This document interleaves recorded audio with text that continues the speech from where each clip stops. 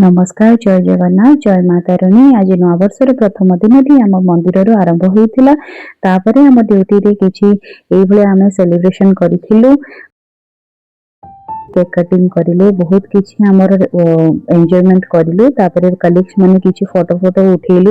Then घर को आसीबा पूर्वरु गुटु कहिथिला मामा गोटे केक आनिबो आमे भी न्यू ईयर सेलिब्रेशन करिबा बिकॉज़ हमर जीरो नाइट सेलिब्रेशन किछि नाही किबा किछि भी हमें एमपी सेलिब्रेशन करूनी जेहेतु छुआटा जिद्दी करिथिला बोली मार्केट रु गला को गोटे केक टे नै देइथिली। आ डेकोरेशन मो भाणीजीर बर्थडे थिला तो से डेकोरेशन करिथिले जे हमें नवा वर्ष रे से चलै देलु।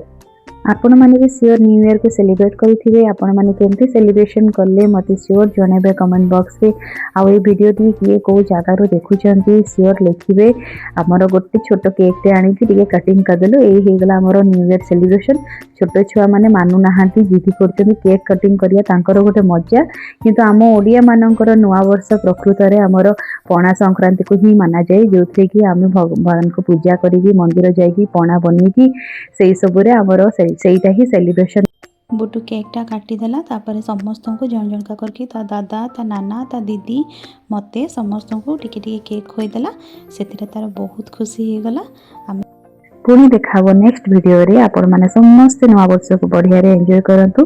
भगवान को डाकुची समस्त दिन टी भलरे भलरे कटू। जय जगन्नाथ जय माता रानी।